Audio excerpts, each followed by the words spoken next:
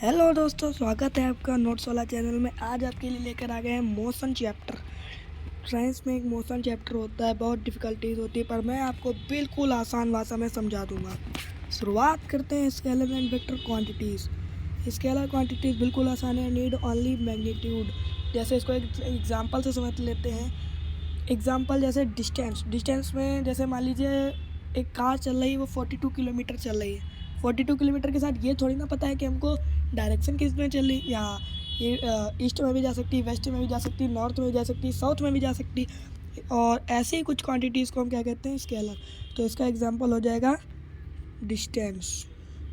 ठीक है, अब नोट कर लीजिए, इसका एग्जांपल हो जाएगा डिस्टेंस। आगे बढ़ते हैं बिना देरी किए हुए। वेक्टर नीड और मैग्नीट्यूड विद डायरेक्शन। अब वही समझाया था, जैसे 42 किलोमीटर चली गाड़ी और उसके साथ आपको ये भी बता दिया कि नॉर्थ में चली, तो इसको कहते हैं डिस्प्लेसमेंट। और displacement is a best example of vector quantity. Okay, इतना समझ गए। आगे बढ़ते हैं। आगे है टाइप्स ऑफ मोशन, यानी कि मोशन के कितने टाइप्स होते हैं। रेक्टिलिनियर मोशन, ठीक है। Motion in a straight line path is called rectilinear motion, ठीक है। Motion in a straight line path is called rectilinear motion, यानी कि जो मोशन एक स्ट्रेट लाइन पाथ, मान लीजिए रोड है एकदम स्ट्रेट है, उस पर अगर गाड़ी चल रही है और वो 10 किलोमीटर चली, और ये स्ट्रेट लाइन अगर मतलब स्ट्रेट लाइन पे लगातार चलती रही, तो इसी को क्या कहेंगे हम, rectilinear motion. Circular motion in a circular path is known as circular motion.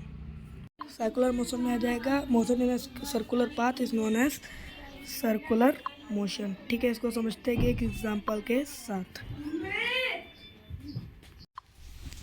समझेंगे, एक एग्जांपल के साथ सर्कुलर मोशन को। ठीक है, तो जैसे मान लीजिए आपने मेला तो गए होंगे, वहाँ पे एक कुएं टाइप का एक बनाया जाता है जिसमें एक गाड़ी दौड़ाई जाती है, वो सर्कुलर पाथ में घूमता है। इसी को क्या, ये एक बढ़िया एग्जांपल हो सकता है सर्कुलर मोशन का। ठीक है, आगे बढ़ते हैं बिना देरी किए हुए। पीरियोडिक मोशन, ठीक है, periodic motion. In this motion the object repeats itself after some interval of time.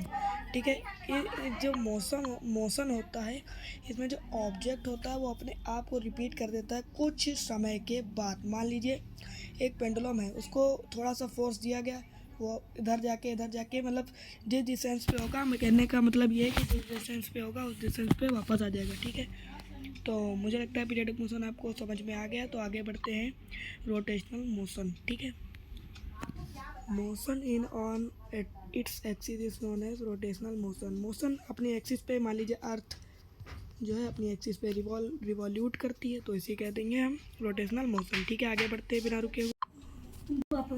Difference between distance and displacement. Distance में होता है ओनली मैग्नीट्यूड, वही बताया था, और डिस्प्लेसमेंट में मैग्नीट्यूड विद डायरेक्शन। आगे बढ़ते हैं। ठीक है, आगे बढ़ते हैं। वेलोसिटी का फॉर्मूला होता है डिस्प्लेसमेंट अपॉन टाइम। डिस्प्लेसमेंट आपको समझा चुका हूँ, मैग्नीट्यूड विद डायरेक्शन। और स्पीड का फॉर्मूला होता है डिस्टेंस अपॉन टाइम।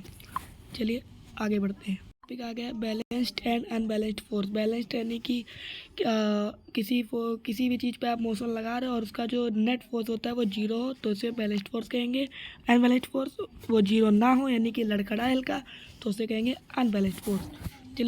चलिए मिलते हैं नेक्स्ट वीडियो में। तब तक के लिए मोशन चैप्टर में आपको जो टॉपिक ना समझ में आए वो बता दीजिए, मैं उसके लिए एक सेपरेट वीडियो और लॉन्ग वीडियो बनाऊंगा। तब तक के लिए जय हिंद। और आपको जो चैप्टर ना समझ में आया उसका नेम जो है कमेंट कर दीजिए, मैं उस चैप्टर पर भी जो है वीडियो बनाऊंगा। तब तक के लिए जय हिंद।